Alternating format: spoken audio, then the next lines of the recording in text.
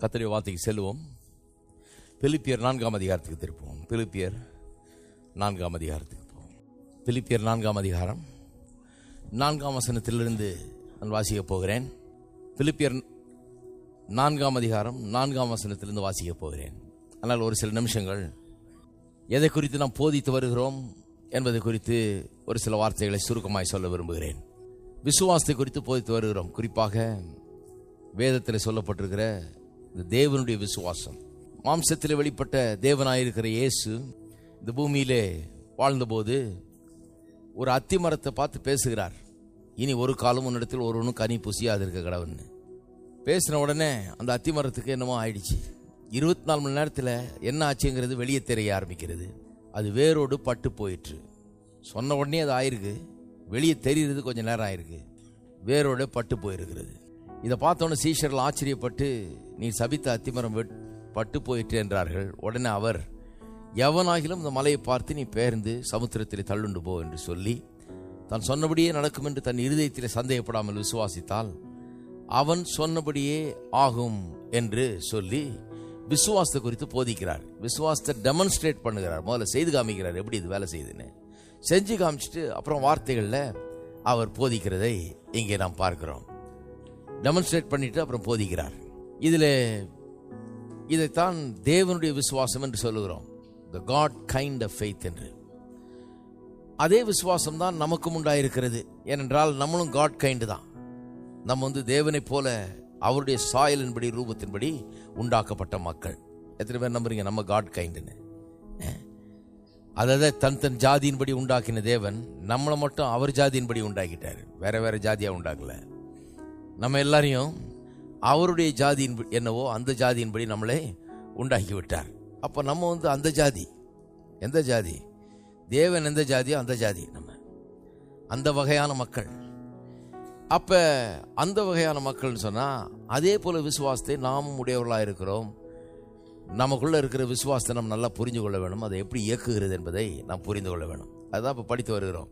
இதில் பல்வேறு காரியங்களை சொல்லி வர்றேன். அதில் முக்கியமாக இந்த விசுவாசத்தின் ஒரு அம்சத்தை பேச ஆரம்பித்தோம் கொஞ்சம் வாரத்துக்கு முன்னாடி. அது என்னன்னா, நம்முடைய வார்த்தைகள். அது எவ்வளோ முக்கியமாக இருக்குது விசுவாச ஜீவியத்தில்.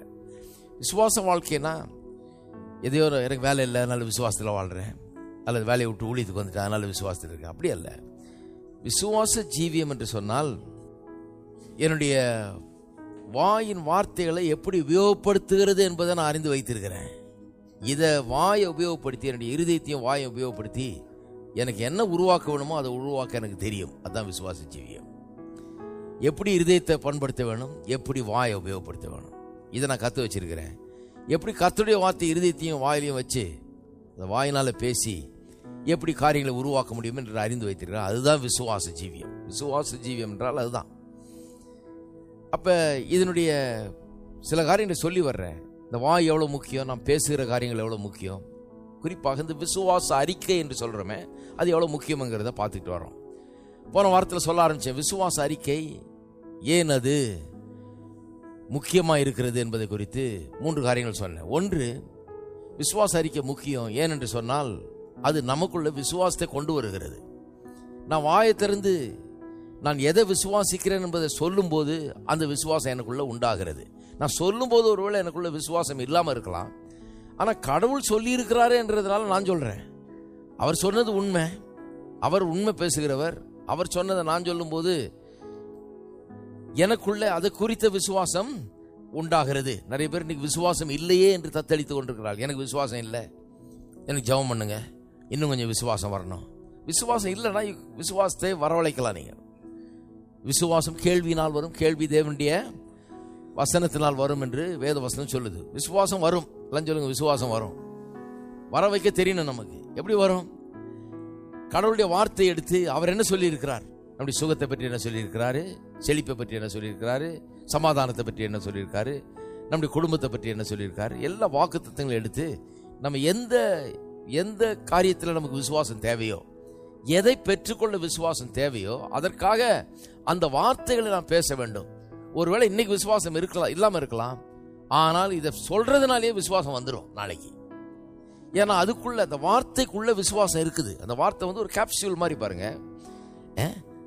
உங்களுக்கு உடம்புக்கு தேவையான சத்துக்கள் ஒருவேளை இப்போ உடம்புல இல்லாமல் இருக்கலாம்.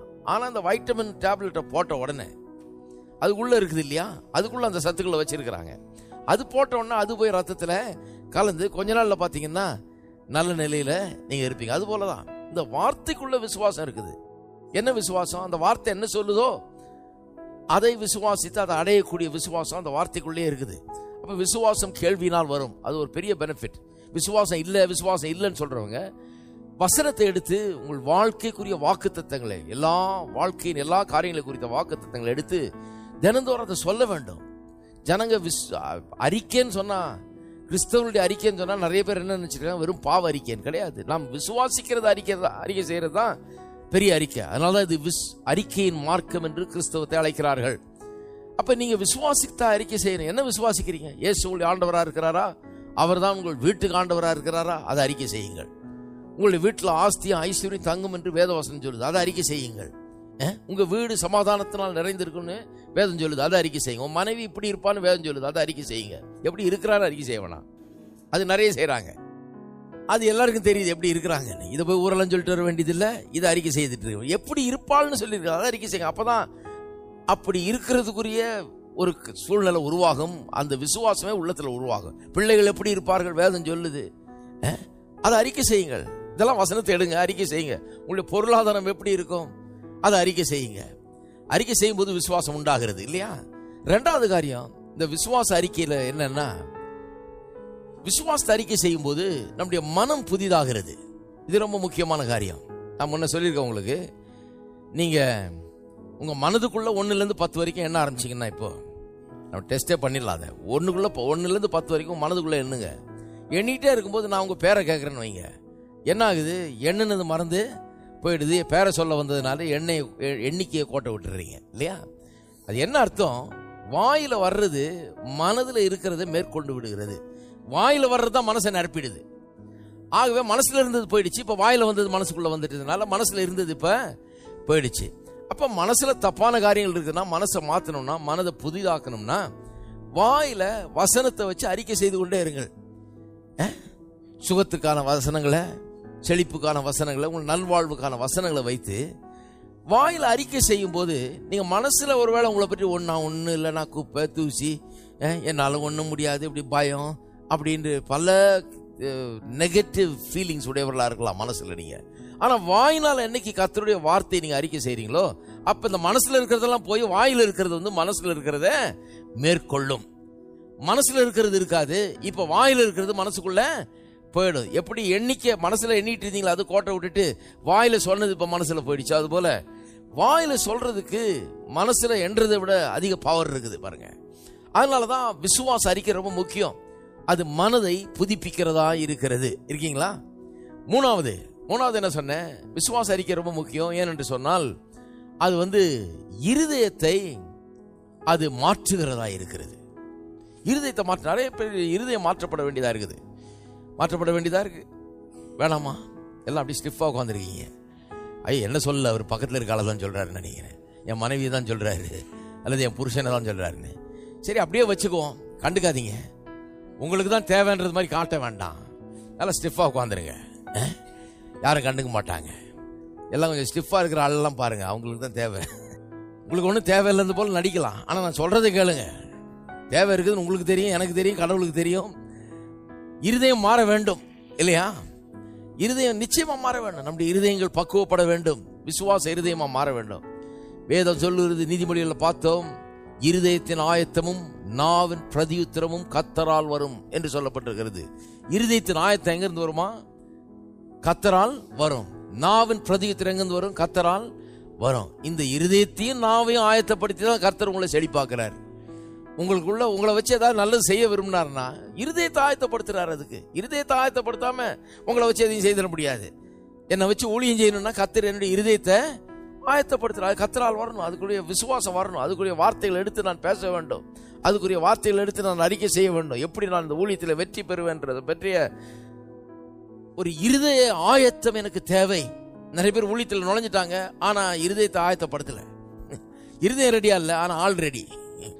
இருதயம் ரெடியா இருக்கிற வரைக்கும் ஆல் ரெடி இல்ல. வெற்றிக்காக இருதயம் ரெடி, இருதயத்தை ஆயத்தப்படுத்த வேண்டும். அப்ப இருதயத்தின் ஆயத்தம் கர்த்தரால் வரும், நாவின் பிரதியுத்தரம் கர்த்தரால் வரும். நீதிமொழியிலிருந்து வாசித்தேன் போன தடவை இல்லையா? அப்ப உங்களுக்கு என்ன தேவையோ அதுக்காக உங்களுடைய இருதயத்தை ஆயத்தப்படுத்தலாம். ஒரு நிலத்தை நீங்க நாளைக்கு தக்காளி விளையணும்னு சொல்லி நீங்க தீர்மானிச்சீங்கன்னா அந்த தக்காளி விளையிறதுக்கு ஏற்ற ஒரு நிலமாக நீங்க ஆயத்தப்படுத்தலாம் அந்த நிலத்தை. நெல் விளையணும்னு நீங்க தீர்மானம் பண்ணீங்கன்னா நெல் விளையிறதுக்கு அந்த நிலம் எப்படி இருக்கணும், அது எப்படி உழணும் அல்லது எப்படி கொத்தணும், என்ன பண்ணணுமோ. நான் விவசாயியில் எனக்கு தெரியாது ஒண்ணுமே, சாப்பிட தான் தெரியும் எனக்கு. ஆனா என்ன பண்ணணுமோ அதை பண்ணலாம் இல்லையா? என்ன உங்களுக்கு விளையணுமோ அதை விளைய வைக்கக்கூடிய ஒரு நிலமாக ஆயத்தப்படுத்தலாம். இருதயம் அப்படிப்பட்ட ஒரு நிலமாக இருக்கிறது. ஆயத்தப்படுத்தலாம் உங்களுடைய இருதயத்தை. அப்ப அந்த இருதயத்தின் ஆயத்தம் கர்த்தருடைய வார்த்தையினாலதான் வருது. அப்ப உங்களுக்கு என்ன நல்ல வளமான வாழ்க்கை, சமாதானமான ஒரு குடும்பம், நல்ல சந்தோஷமான வாழ்க்கை, இதுதான் உங்களுக்கு தேவை. அப்படி தேவைன்னு சொன்னா இருதயத்தை அதுக்கென்று ஆயத்தப்படுத்த. சிலர் நினைச்சிட்டு வர்றது அங்க போயிட்டு அவர்கிட்ட ஒரு ஜெபம் பண்ணிட்டு வந்தா எல்லாம் சரியா போயிடும். சோம்பேறியுடைய வாழ்க்கை அது. அது சரிப்படாது. பாருங்க, கர்த்தர் உங்களை பெருசா மதிக்கிறார். அவர் சொல்றாரு, நீ என்ன பாரு ஆளு, நீ சிந்திக்க முடியும், தீர்மானிக்க முடியும், செயலாற்ற முடியும், வாயில வச்சு வாசனத்தை பேச முடியும், அதனால உன்னை நான் மதிக்கிறேன், அதனால அதை பண்ணுங்கிறார். நான் எல்லாத்தையும் மாத்திடுறது இல்லை. எங்கேயோ பிரசங்கிட்டு போய் ஜெபம் பண்ணிட்டு தான் எல்லாம் மாறிடும், அப்படி கிடையாது. நீ என்ன செய்யணுமோ அதை செய், நீ என்ன மாதிரி நடந்துக்க அப்படின்னு அவர் எதிர்பார்க்கிறார். அந்த மரியாதைக்காக நான் தினந்தோறும் கர்த்தரை ஸ்தோத்திரிக்கிறேன். என்னை எப்படி ட்ரீட் பண்ணுமோ அப்படி ட்ரீட் பண்றாரு அவர். இப்ப நாலாவது காரியத்தை தான் இப்ப பார்க்க போறோம். அதுக்கு தான் பிலிப்பியர் 4 திறக்க சொன்னேன். பிலிப்பியர் 4ஆம் அதிகாரம் 4ஆம் வசனத்திலிருந்து வாசிப்போம். 4வது காரியம் என்ன? 4வது காரியத்தை தான் இப்பொழுது நான் போதிக்க இருக்கிறேன். அது என்னன்னு சொன்னா, விசுவாச அறிக்கை செய்யும் போது பிரச்சனை அல்ல, பதிலை நம்முடைய கண்களுக்கு முன்பாக வைக்க அந்த அறிக்கை உதவுகிறது. பிரச்சனையை கண்ணுக்கு முன்னால வைக்க கூடாது, பதில தான் கண்ணுக்கு முன்னால வைக்கணும். இது எவ்வளவு முக்கியங்கிறத காமிக்கிறேன். இதை பண்றதுக்கு தான் என்ன விசுவாச அறிக்கை ரொம்ப அவசியம். பிரச்சனையை முன்னால வைக்காம பதிலையே எப்பொழுது முன்னால வைத்துக் கொண்டிருக்கிறதுக்கு இந்த விசுவாச அறிக்கை முக்கியம். விசுவாச அறிக்கைன்னா என்ன? கர்த்தருடைய வார்த்தையை அறிக்கை பண்ணுவது. கர்த்தருடைய வார்த்தை தான் பதில். பாருங்க, பிரச்சனை உங்கள்கிட்ட ஏற்கனவே இருக்குது, பதில் இங்கே இருக்குது. எல்லாரும் பைபிள் எடுத்துட்டு வந்திருக்கீங்களா? இது ஆன்சர் புக். இது வாழ்க்கையே பெரிய டெஸ்டா இருக்குது, ட்ரையலா இருக்குன்றாங்க. நான் சொல்றேன், கையில் ஆன்சர் புக்கு உங்க கையில் இருக்குது. வாழ்க்கை நல்ல டெஸ்ட், ட்ரையல்ஸ், எல்லா விதமான பரீட்சைகள், எல்லா விதமான சோதனைகள், வாழ்க்கையின் எல்லா கஷ்டங்கள் எல்லாத்துக்கும் நான் சொல்றேன், ஆன்சர் புக்கை கையிலே வச்சிருக்கிறீங்க. கர்த்தர் எவ்வளவு நல்லவர் பாருங்க. கவர்மெண்ட்ல கொடுத்துருவாங்களா ஆன்சர் புக்கை? பரீட்சைக்கு போன ஆளுகளுக்கு கொடுக்க மாட்டாங்க. இவர் ஆன்சர் புக்கை கையில் கொடுத்துட்டார். உனக்கு என்ன பிரச்சனை? டக்குன்னு ஆன்சர் புக்குக்கு போ, ஆன்சரை தேடுங்கிறாரு. எல்லாரும் பைபிளை தூக்குங்க பார்ப்போம், பைபிளை தூக்கி உயர்த்தி காமிங்க. இது கர்த்தருடைய வார்த்தை. என்னுடைய பிரச்சனைகளுக்கெல்லாம் பதிலாயிருக்கிறது. பதில்களை இங்கே நான் கண்டறிகிறேன். இந்த பதில்கள் தான் என்னுடைய பிரச்சனைக்கான பதில். இதுல இல்லாத பதில் ஒன்றுமே கிடையாது. எல்லா பிரச்சனைக்கான பதில்களும் இதுல அடங்கி இருக்கிறது. அப்ப இந்த பதில் புஸ்தகத்தை ரொம்ப பத்திரமா வைக்கணும், அதை வாசிக்கணும், தியானிக்கணும், எல்லாம் பண்ணணும். இந்த வசனத்தை நீங்க வாசிக்கும் போது, இதை கண்களுக்கு முன்னால வைக்கும் போதெல்லாம் பதில பார்த்துட்டு இருக்கீங்க, பிரச்சனையை பார்க்கல. உட்காந்து பேசிக்கிட்டு அதை இதையும் யோசித்துக்கிட்டு கற்பனை பண்ணிட்டு இருக்கும் போதெல்லாம் சில நேரத்தில் வேற எதை பண்ணிட்டு இருக்கிறோம். அதனால தான் இந்த வார்த்தை ரொம்ப முக்கியமானதாக இருக்கிறது. இப்ப 4ஆம் வசனத்தை பாருங்க, பிலிப்பியர் 4. கர்த்தருக்குள் எப்பொழுதும் சந்தோஷமாயிருங்கள், சந்தோஷமாயிருங்கள் என்று மறுபடியும் சொல்லுகிறேன். உங்கள் சார்ந்த குணம் எல்லா மனுஷருக்கும் தெரிந்திருப்பதாக கர்த்தர் சமீபமாய் இருக்கிறார். பாருங்க, சிறைச்சாலையிலிருந்து பவுல் எழுதுறாரு. ஆனா ஜெயில இருந்து எழுதுற ஆள் மாதிரி தெரியல. உள்ள இருக்க ஆளுக்கு எந்த பிரச்சனையும் இல்லாத மாதிரி இருக்குது. வெளியே இருக்க ஆளுங்களுக்கு இவர் ஆறுதல் சொல்லி எழுதிட்டு இருக்கிறாரு. என்ன சொல்றாரு? கர்த்தருக்குள்ள எப்பொழுதும் சந்தோஷமா இருங்க. நம்மளா இருந்தா என்ன எழுதிட்டு இருப்போம்? ரொம்ப கண்ணீர் விட்டு ஜெபம் பண்ணுங்க, நான் இங்க ரொம்ப கண்ணீரோட கஷ்டப்பட்டு இருக்கிறேன், அப்படிதான் சொல்லுவோம் இல்லையா? ஆனா இவர் எப்படி சொல்றாரு? கர்த்தருக்குள்ள எப்பொழுதும் சந்தோஷமா இருங்கள். இந்த மனுஷன் பாருங்க, அவர்கிட்ட நிறைய கத்துக்க வேண்டியதா இருக்குது. அவரே அப்படி இருக்கிறாரு. அதனாலதான் சொல்றாரு, கர்த்தருக்குள்ள எப்பொழுதும் சந்தோஷமா இருங்கள், எப்பொழுதும் சந்தோஷமா இருங்கள் என்று மறுபடியும் சொல்லுகிறேன். திரும்ப திரும்ப சொல்றேன்றாரு. ஒருவேளை அவர் உள்ள இருக்காருன்னு இவங்க சந்தோஷத்தை இழந்திருக்கலாம். நிறைய பேர் சந்தோஷத்தை பறி கொடுத்துடுறாங்க. சந்தோஷத்தை பறி கொடுக்கவே கூடாது, சந்தோஷத்தை வைத்துக் கொள்ள வேண்டும். சின்ன ஒரு சம்பவத்துல பார்க்கிங் லாட்ல பார்க்கிங் கிடைக்கலாம் சந்தோஷம் போயிடுது, சீட்டு கிடைக்கலாம் சந்தோஷம் போயிடுது. இதுக்கெல்லாம சந்தோஷத்தை கொடுத்துடுறது. சரி வேணா பார்க்கிங் நீ எடுத்துக்கோப்பா, சந்தோஷத்தை நான் வச்சுக்கிறேன்னு வேண்டிதான். பார்க்கிங் வேணா நீ எடுத்துட்டு போ, சீட்டை வேணா நீ எடுத்துக்கோ, சந்தோஷத்தை நான் வச்சுக்கிறேன். சந்தோஷத்தை நான் கொடுக்கவும் மாட்டேன். நீ வேணா சீட் எடுத்துக்க, இடத்த எடுத்துக்கோ, நீ வேணா எனக்கு முன்னால போய்க்க, என்னமோ பண்ணிக்க, ஆனா சந்தோஷத்தை நானே வைத்துக் கொள்ளுகிறேன். இருக்கீங்களா? எல்லாம் சந்தடி சாக்கில் எல்லாத்தையும் கொண்டு தரணும். இல்லை என்ன பண்றது? அப்ப பவுல் சொல்றாரு, எப்பொழுதும் சந்தோஷமா இருங்கள், சந்தோஷமா இருங்கள். மறுபடியும் உங்களுக்கு சொல்லுகிறேன், உங்களுக்கு சாந்த குணம் எல்லா மனுஷருக்கு தெரிந்திருப்பதாக கர்த்தர் சமீபமா இருக்கிறார். எப்படி சந்தோஷமா இருந்திருப்பாருன்னு யோசித்து பாருங்க. பவுல் ஜெயிலில் இருந்துகிட்டு அவர் உயிருக்கே ஆபத்து, என்னைக்கோ ஒரு நாள் கொன்ற போறான் சீக்கிரம், அந்த மாதிரி உயிருக்கே ஆபத்தான நிலையில் இருக்கிறாரு. ஆனா சந்தோஷமா இருக்காரு. வெளியில இருக்கவங்களையும் சந்தோஷமா இருக்க சொல்றாரு. அப்ப பிரச்சனையே அவருடைய மனதுக்கு முன்னால இல்லைங்கிறது தான் எனக்கு தெரியுது. அவருடைய மனதுக்கு முன்னால என்ன இல்லை? பிரச்சனையே இல்லை. பாருங்க, அவர் மனதுக்கு முன்னால பதில் தான் இருக்கிறது. கர்த்தருடைய வார்த்தை தான் இருக்குது, கர்த்தருடைய வாக்குத்தத்தங்கள் தான் இருக்குது, வேற எதுவும் இல்லை. அநேகருடைய பிரச்சனை இதுதான். அவங்க சந்தோஷம் ஏன் இல்லைன்னு சொன்னா, கடவுளுடைய வார்த்தை அவங்க கண்களுக்கு முன்பாக இல்லை. அதுக்கு மேல என்ன இருக்கு? பிரச்சனையை முன்னால வச்சிருக்கிறாங்க. எப்படி பிரச்சனையை முன்னால வைக்கிறோம் நீங்க சொல்லுங்க வேணா? எப்படி நம்முடைய கண்களுக்கு முன்பாக பிரச்சனை, எப்போ சதா பிரச்சனையே முன்னால வச்சுக்கிட்டு வாழ்றவங்களை பார்த்துருக்கீங்க இல்லையா? எப்படி பிரச்சனையை முன்னால வச்சிருக்காங்க? நான் சொல்றேன், வெரி சிம்பிள். எப்பவும் பிரச்சனை பற்றியே பேசிட்டு இருப்பாங்க. மறுபடியும் அதுக்கு தான் வர்றோம் பாருங்க. வாயில எப்ப பார்த்தாலும் அந்த பிரச்சனையை தான் பேசிக்கிட்டே இருப்பாங்க. போன் எடுத்தா யார்கிட்டயாவது 1 மணி நேரம் அந்த பிரச்சனையை பேசுறது. போனை வச்சோடனே யாராவது வாங்க இப்பதான் போன்ல பேசியிருந்தேன் உங்கள்கிட்ட சொல்றேன், அதே தான் சப்ஜெக்ட். பிரச்சனையை எப்படியும் எப்போ முன்னால வச்சிட்டு இருக்கிறாங்கன்னு சொன்னா, இந்த பிரச்சனையே பேசுறது தான் பிரச்சனையை முன்னால வைக்கிற விதம். பிரச்சனையை பேசாத ஆள் பாருங்க, பிரச்சனை முன்னால இருக்க முடியாது. பிரச்சனையை பேசுறதுனால பிரச்சனையை முன்னால வைக்கிறோம்னா, நான் சொல்லுகிறேன், பதிலை பேசுறதுனால பதிலை முன்னால வைக்கிறோம். சிம்பிள் பாருங்க. வேத வசனம் ரொம்ப அற்புதமான ஒரு காரியம். பதிலை சிந்திக்கிறதன் மூலமாக, பதிலை பேசுகிறதுனால, கடவுளுடைய வார்த்தை என்ன சொல்லுகிறது என்பதை நாம் சொல்லிக்கிட்டே இருக்கிறதுனால, விசுவாச அறிக்கையை பண்ணிக்கொண்டே இருக்கிறதுனால என்ன பண்றோம்? பதில நமக்கு முன்பாக பணம் இல்லை பணம் இல்லை பணம் இல்லைன்னு சொல்லிட்டு இருக்கலாம். அது ஒரு ஆப்ஷன். அது சொல்லிட்டு இருக்க போறீங்களா? ஏன்? என்னுடைய தேவைகள் எல்லாம் நம்முடைய மகிமையின் ஐஸ்வர்யத்தை நிறைவாக்குகிறார். கர்த்தருக்கு ஸ்தோத்திரம். எனக்கு பசி இல்லை, எனக்கு பட்டினி இல்லை, கர்த்தரை தேடுகிறவர்களுக்கு ஒரு நன்மையும் குறையப்படாது. அதை சொல்றது என்ன? அதை சொன்னா என்ன ஆகுறது? பதில முன்னால வச்சிட்டு இருக்கிறீங்க. காசு இல்லை காசு இல்லைன்னு சொல்லும் போது என்னத்தை முன்னால வச்சிருக்கிறீங்க? பிரச்சனையை முன்னால வச்சிருக்கீங்க. நான் சொல்றேன், பதில முன்னால வச்சிட்டு இருந்தா உங்களுக்கு சந்தோஷமா இருக்குமா? பிரச்சனையை முன்னால வச்சிட்டு இருந்தா சந்தோஷமா இருக்குமா? நிறைய பேருக்கு சந்தோஷம் இல்லாததுக்கு காரணம் அவங்க வாய் தான். ஹலோ, அதுக்கு நீதிமொழிகள்ல வாஸ்து காமிச்சு இல்லையா? சந்தோஷம் எப்படி வருது? வாய் மொழியினால் வருமா? சந்தோஷம் எப்படி வருது? அதுக்கு ஒரு பைப் லைன் போட்டு வச்சிருக்காரு கர்த்தர். சந்தோஷம் வர்றது இவங்க எங்க இருந்தோ வரும்னு பாத்துங்க, வானத்திலிருந்து பொத்தின்னு வந்து விழுந்து சந்தோஷம் தலை மேலன்னு பார்த்துட்டு இருக்காங்க. இல்ல இல்ல, உங்க வாய் வழியா தான் அது வர முடியும். வாய் மொழியினால தான் சந்தோஷம் மகிழ்ச்சி உண்டாக முடியும். வாயை திறந்தாதான் மகிழ்ச்சி வாழ்க்கையில வர முடியும். சந்தோஷத்துக்கு ஏற்ற வாழ்க்கையை, மகிழ்ச்சிக்கு ஏற்ற வாழ்க்கையை, வார்த்தையை பேச ஆரம்பித்தாதான் சந்தோஷம் மகிழ்ச்சியும் உண்டாக முடியும். அப்படி உண்டாக்கிட்டார் பாருங்க கர்த்தர். அப்ப உங்களுக்கு சந்தோஷம் உண்டாக்கக்கூடிய வார்த்தைகளை, நம்பிக்கை தரக்கூடிய வார்த்தைகள், உங்களுக்கு தேவைகள் எப்படி சந்திக்கப்படும், உங்களுக்கு வியாதிகள் எப்படி குணமாகும், உங்களுக்கு குடும்பம் எப்படி நல்லா இருக்கும், நீங்க எப்படி வெற்றி பெறுவீர்கள், இதை குறித்த வார்த்தைகளை எடுத்து வைத்துக் கொண்டு இதை வாயினால பேசுறதன் மூலம், பிரச்சனையின் மத்தியில கூட பிரச்சனை இருந்துட்டு இருக்கும்போது எப்படிங்க அதை பண்றதுன்னா, அப்பதான் அதை ரொம்ப பண்ணணும் தீவிரமா. அப்படி பண்ணுவதன் மூலம் பிரச்சனையே இல்ல, பதில முன்னால வைக்க ஆரம்பிக்கிறீங்க. அப்ப சந்தோஷம் உண்டாகும். இருக்கீங்களா? இல்லைன்னா சந்தோஷம் உண்டாகிறதுக்கு சான்ஸே கிடையாது. பவுல் அந்த சீக்கிரட்டை கண்டுபிடிச்சிட்டாரு. அதனால ஜெயில இருந்துகிட்டே சந்தோஷமா இருக்கிறாரு.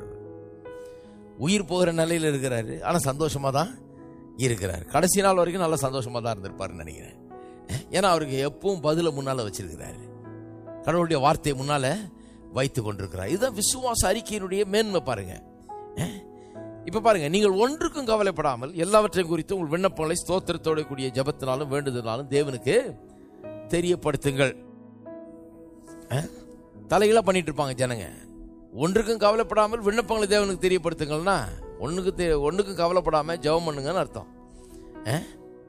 இவங்க என்ன பண்றது? எல்லாத்துக்கும் கவலைப்பட்டுக்கிட்டு ஜெபமே பண்றது இல்லை. ஆப்போசிட் ஆட்கள். ஒன்றுக்கும் கவலைப்படாமல், எல்லாம் சொல்லுவோம் ஒன்றுக்கும் கவலைப்படாமல். அப்ப என்ன சொல்றாரு? கவலையை முன்னால வைக்காதீங்கன்றார். நான் கேட்கிறேன், கவலையை எப்படி முன்னால வைக்கிறீங்க? கவலையை முன்னால வைக்கிறது இப்படிதான். எப்படி பிரச்சனையை முன்னால வைக்கிறோம்? வாயில பேசி பேசி பேசி தான் பிரச்சனையை முன்னால வைக்கிறோம். எப்படி கவலையை முன்னால வைக்கிறோம்? எப்படி கவலைப்பட்டு இருக்கிறோம்? அதை பற்றி பேசி பேசி பேசிதான் கவலையை முன்னால வைக்கிறோம். இருக்கிறீங்களா? பாயிண்ட்டுக்கு வர்றோம். இப்போ பேசி பேசிதான் என்னது கவலைய? ஏன்னா இயேசுவே சொன்னார் இல்லையா, மறுபடியும் மறுபடியும் சொல்றாரு, எண்ணத்தை புசிப்போம், எண்ணத்தை குடிப்போம், எண்ணத்தை உடுத்துவோம் என்று சொல்லி கவலைப்பட. Don't take any thought saying what you shall eat, what you shall drink, or what you shall be clothed with. சொல்லி தான் கவலைப்படுறோம், சொல்லாம கவலைப்படுறது இல்லை. சொல்லாம இருந்து பாருங்க, பாதி பிரச்சனை தீந்துரும். அப்புறம் கர்த்தருடைய வார்த்தை சொல்லுங்க, முழு பிரச்சனையும் தீரக்கூடிய வாய்ப்பு அங்கதான் இருக்குது. அதுதான் அதனுடைய மேன்மை. சொல்றது நிறுத்துங்க, பிரச்சனையை சொல்றது நிறுத்துங்க. ஏன்னா அந்த பிரச்சனையை சொல்றதுங்கிறது அவிசுவாசத்தின் அறிக்கையா இருக்கிறது. அது பிரச்சனைகளின் அறிக்கை. அதை விட்டுவிட்டு என்ன பண்ண வேண்டும்? விசுவாசத்தை அறிக்கை செய்ய வேண்டும். பிரச்சனைக்கான பதிலை வேத வசனம் சொல்லுது. பிரச்சனை இருக்கலாம், பிரச்சனைக்கான பதிலை நீங்க தேர்ந்தெடுத்து தேடி பிடிச்சு கண்டுபிடிச்சு இந்த ஆன்சர் புக்குக்கு போய் என்ன பதில்னு தேடி கண்டுபிடிச்சு இந்த பிரச்சனைக்கான பதில்களை பேச ஆரம்பியுங்கள். அப்ப என்ன சொல்றாரு இந்த வசனம்? ஒன்றை குறித்தும் கவலைப்படாமல் எல்லாவற்றை குறித்தும் உங்கள் விண்ணப்பங்களை ஸ்தோத்திரத்தோட கூடிய ஜபத்தினாலும் வேண்டுதலாலும் தேவனுக்கு தெரியப்படுத்துங்கள்னு சொல்றாரு இல்லையா. சுருக்கமா நான் சொல்றேன், ஒரு கவலையை பற்றி ஒரு பிரச்சனையை குறித்து நீங்க பேசாம பிரச்சனையை பேசுறதுக்கு பதிலா பதிலை கண்டுபிடிச்சு இந்த பதிலை ஜபமாக ஏறிடுங்கள். ஜபம்னா என்ன? ஜபம் பிரச்சனையை சொல்ற நேரம் இல்ல. சிலர் ஜபம் பண்ணுங்கன்னு சொன்னா அதுலயும் பிரச்சனை தான் சொல்லிட்டு இருப்பாங்க. இருக்கீங்களா?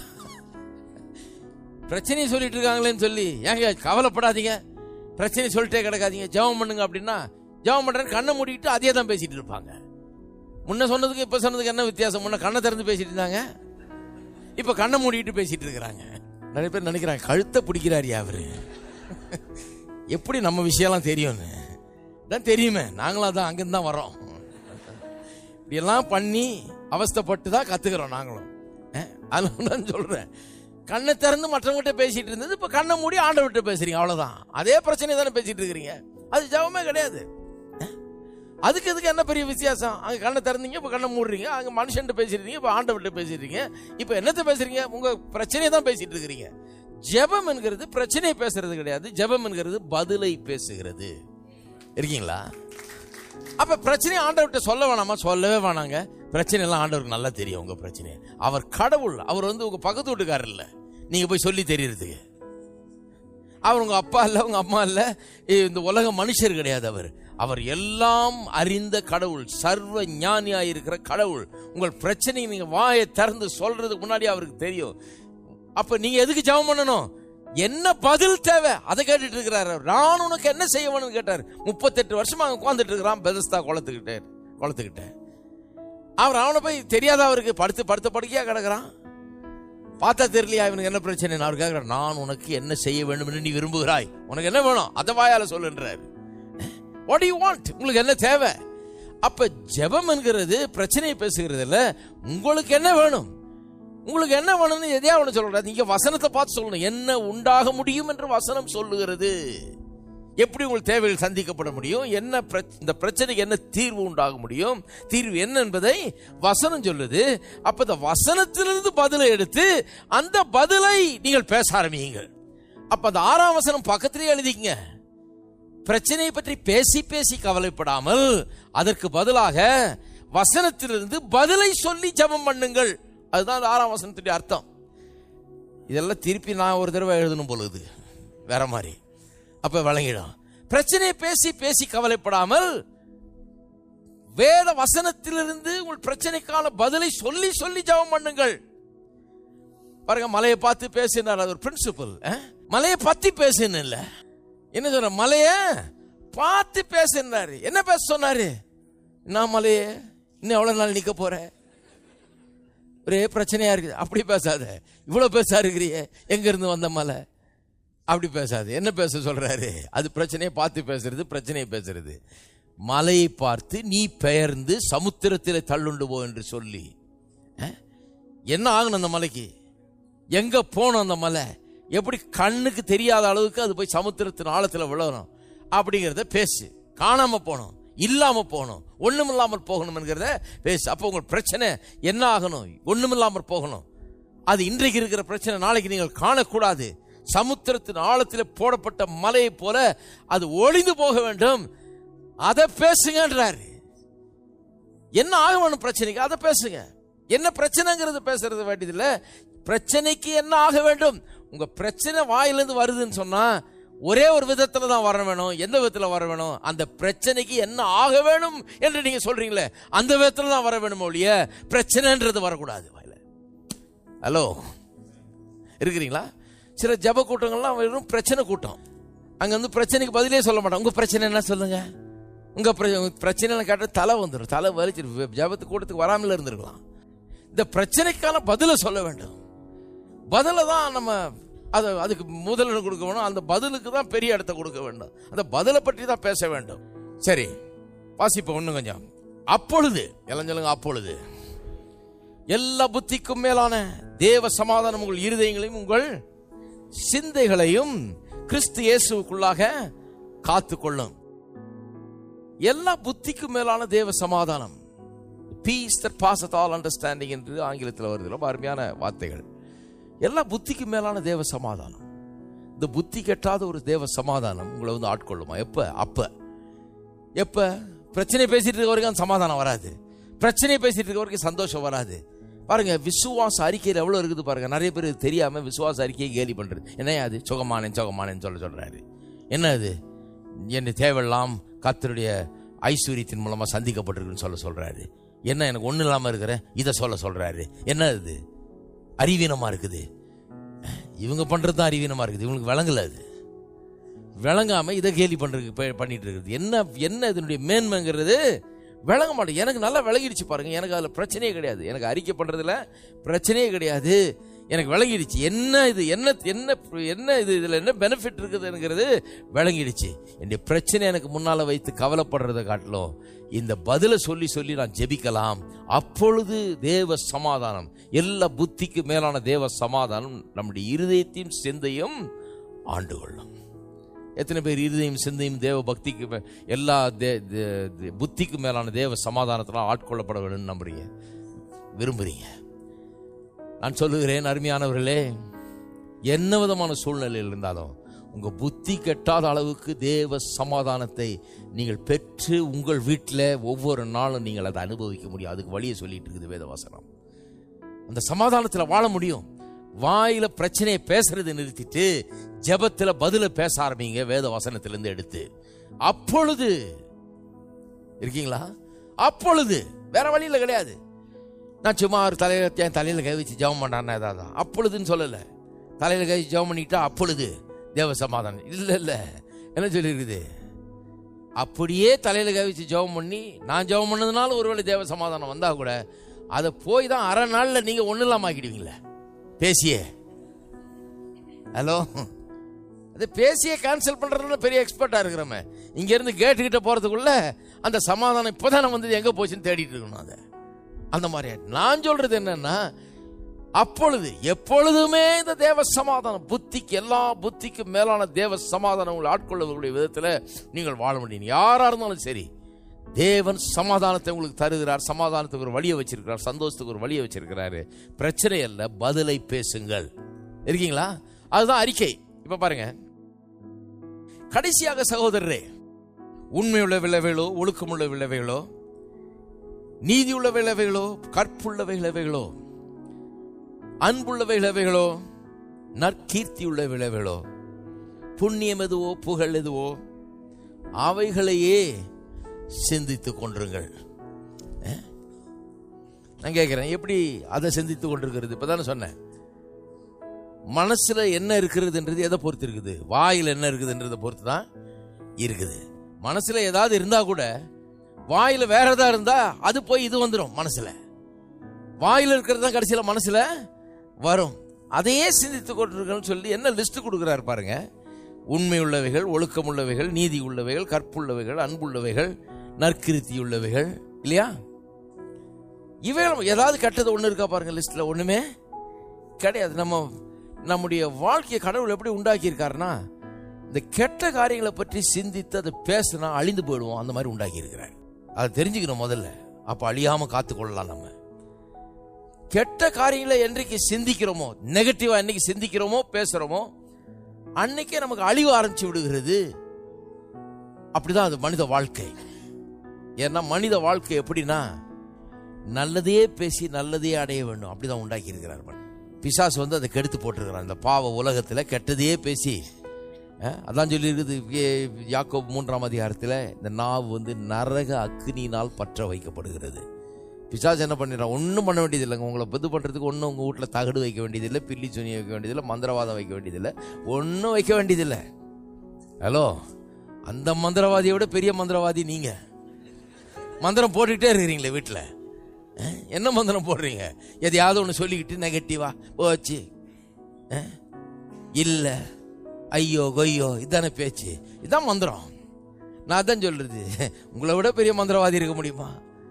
நீங்க தான் போட்டுட்டு இருக்கீங்க மந்திரம். ஒவ்வொரு நாளும் வீட்டில் மந்திரம் போடுறது நீங்க தான். அவன் பாடி பண்ணிட்டான் பாருங்க. அவன் ஒண்ணுமே பண்ண வேண்டியதில்லை. உங்க வீட்டில் ஒன்றும் பெரிய பில்லி சூனியை வைக்க வேண்டியதில்லை, ஒன்றும் வைக்க வேண்டியதில்லை. கெடுக்கணும்னா ஒன்று இந்த நரக அக்னினால வாயை பற்ற வச்சுட்டா போதும். நெகட்டிவா பேசி பேசி பேசி அழிகிற வார்த்தையை பேசி அதையே சிந்திச்சு ஒண்ணும் இல்லாமல் போயிடலாம். ஜாக்கிரதையா இருக்க வேண்டும். அது பாவ உலகத்துல பிசாசு பண்ற வேலை பாருங்க. கர்த்தர் நம்மளை அப்படி உண்டாக்கல. நல்லதையே பேசி பேசி நல்லதையே அடைந்து வாழ்வை பெறும்படியாக கர்த்தர் நம்மை உண்டாக்கி இருக்கிறார். நாவு ஜீவ விருட்சமா இருக்கிறது, ஜீவ ஊற்றா இருக்கு. நான் கண்டுபிடிச்சேன் எது ஜீவ விருட்சம். இந்த ஜீவ ஊற்று எங்க இருந்து வருது, எல்லா நன்மைக்கும் ஊற்று எங்க இருக்குதுன்றத கண்டுபிடிச்சேன். இங்க இருந்தா உண்டாக வேண்டும். மரணமும் ஜீவனும் நாவின் அதிகாரத்துல இருக்கிறது. இப்படி சிம்பிளா சொல்லலாம். நல்லதும் கெட்டதும் நாவின் அதிகாரத்துல இருக்கிறது. இருக்கீங்களா?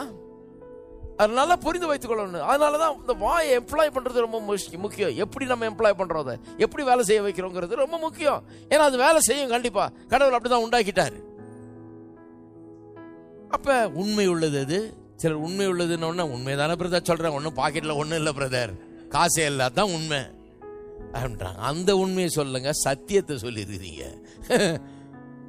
ஹலோ, ஒருவேளை கையில காசு இல்லைங்கிறது உண்மையா இருக்கலாம், அது உண்மை இல்லை, அதுதான் சத்தியமா? அதான் பைபிள் வசனமா? பாக்கெட்ல ஒண்ணும் இல்லை, காலி பாக்கெட், இப்படி ஒரு வசனம் இருக்குதுங்க. ஹலோ, அப்படியெல்லாம் வசனம் ஒண்ணும் கிடையாதுங்க. வசனத்தை சொல்றேன். உண்மை உள்ள உண்மை கடவுளுடைய வார்த்தை தான் சத்தியம். சத்தியத்தை சொல்லிடுது. உண்மை உள்ள விளைவுகளோ, ஒழுக்கம் உள்ள விளைவுகளோ, நீதி உள்ள விளைவுகளோ, கற்புள்ள விளைவுகளோ, அன்புள்ள விளைவுகளோ, நற்கீர்த்தி உள்ள விளைவுகளோ, புண்ணியம் எதுவோ, புகழ் எதுவோ, அவைகளையே எல்லாம் சொல்லுங்க, அவைகளையே அதை மட்டும் சிந்தித்துக் கொண்டிருக்க. அப்ப சிந்தித்துக் கொண்டிருக்கா எப்படி சிந்திக்க முடியும்? அதையே பேசிக் கொண்டிருங்கள், சத்தியத்தையே பேசிக் கொண்டிருங்கள். உண்மை எப்படி சிந்திக்க முடியும்? உண்மைனா சத்தியம், அதை எப்படி சிந்திக்க முடியும்? அதையே பேசுங்க. உண்மை உங்களுக்கு வியாதி இருக்கிறதுன்றது உண்மை இல்ல, உங்களுக்கு சுகத்தை கர்த்தர் சிலுவையில சம்பாதித்து வைத்திருக்கிறார் என்பதுதான் உண்மை. உங்க குறை இருக்குது, உங்களுக்கு வேலை இல்ல, காசு இல்ல அப்படிங்கிறது உண்மை இல்ல. கர்த்தர் உங்களுக்காக எல்லா தேவைகளையும் சந்திக்கிறபடியாக எல்லாவற்றையும் ஏற்படுத்தி வைத்திருக்கிறார் தான் உண்மை. அதுதான் சத்தியம். அதை சொல்லுங்கள். இருக்கீங்களா? அப்புறம் பாருங்க 9, நீங்கள் என்னிடத்தில் கற்றும் அடைந்தும் கேட்டும் கண்டும் இருக்கிற அவைகளோ அவைகளையே செய்யுங்கள், அப்பொழுது சமாதானத்தின் தேவன் உங்களோடு இருப்பார். நல்லா கவனிங்க, நல்லா சொல்றாரு பாருங்க. என்னிடத்தில் கற்றும் அடைந்தும் கேட்டும் கண்டும். அதுதான் சொன்ன மொழியே. சிறைச்சாலையில இருந்து எழுதுறாரு. அவர் எப்படி எழுதுறாரு பாருங்க, அவர் எப்படி என்ன நிலையில இருக்காரு பாருங்க. அப்ப அவரிடத்துல கற்று கேட்டு கண்டு அடைந்து இருக்கிறது சொல்றாரு. என்கிட்ட என்ன பார்த்துருக்கிறீங்க? என் பிரச்சனையெல்லாம் பார்த்துருக்கீங்க இல்லையா? என்னுடைய தொல்லைகள் துன்பங்கள்லாம் பார்த்துருக்கீங்க இல்லையா? எல்லாம் எத்தனை போராட்டத்தை கடந்து வந்திருக்கேன்னு பார்த்துருக்கீங்க இல்லையா? எத்தனை துன்பங்களுக்கு மத்தியில் என்னுடைய வாழ்க்கையும் ஊழியும் சென்று கொண்டிருக்குதுன்னு பார்த்துருக்கீங்க இல்லையா? நான் எப்படி நடந்துக்கிறேன்னு பார்த்துருக்கீங்க இல்லையா? எப்படி இதெல்லாம் ஜெயிக்கிறேன்னு பார்க்குறீங்க இல்லையா? எப்படி இவைகள் மத்தியில் வெற்றிகரமாக ஊழியம் செய்கிறேன்னு பார்க்குறீங்க இல்லையா? அவைகளையே நீங்களும் செய்யுங்கள். அப்படின்னா என்ன அர்த்தம்? இங்கே உள்ள உட்காந்துக்கிட்டு நான் சந்தோஷமா இருங்கன்னு சொல்லிட்டு இருக்கேனே, ஏன்னா பதில முன்னால வச்சுட்டு இருக்கிற பிரச்சனை அல்ல. அதையே நீங்களும் செய்யுங்கள். அதே செய்யுங்க. நான் செய்யறதே நீங்களும் செய்யுங்கன்றாரு. எனக்கு உள்ள இருந்துகிட்டு இவ்வளவு சமாதானமா இருக்க முடியும், இவ்வளவு சந்தோஷமா இருக்க முடியும்னா அதையே நீங்களும் செய்யுங்கள். நான் சொல்லுங்க, அதையே செய்யுங்கள். பவுல் சொல்றாரு, நான் செய்யறதே நீ செய்கின்றாரு, செய்து காமிக்கிறாரு. அப்புறம் நீங்களும் அதையே செய்யுங்கள் என்று சொல்லுகிறார். பாருங்க 11ஆம் வசனம்.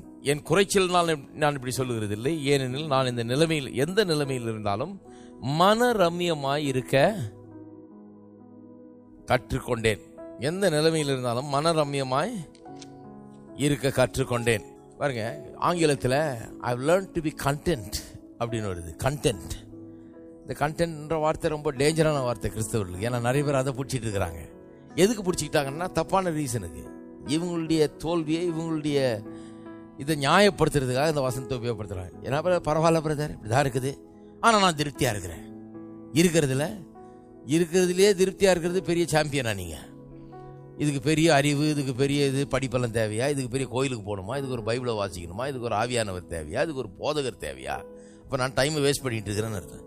நீங்கள் இருக்கிற நிலையிலேயே இருந்து அப்படியே திருப்தியாக இருந்துட்டீங்கன்னா என்னது இது? இதுக்கு ஒரு கோயில், இதுக்கு ஒரு இவ்வளோ ஏர் கண்டிஷன் போட்டு இதில் காற்று வாங்கி உட்காந்து பிரசங்கம் கேட்டு என்ன பயன்?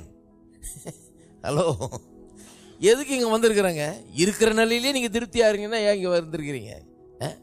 அதை சொல்லலைங்க. எல்லாருக்கும் முன்னேற்றம் தேவை. எல்லாருக்கும் இன்னைக்கு இருக்கிறத விட நாளைக்கு இன்னும் முன்னேறி போறதெல்லாம் அவசியமா இருக்கிறது. கண்டென்ட் என்கிற வார்த்தையினுடைய அர்த்தம் எப்படி வருதுன்னா இண்டிபெண்டன்ட் ஆஃப் சர்க்கம்ஸ்டான்சஸ் என்று ஒரு மொழிபெயர்க்கப்பட்டிருக்கிறது.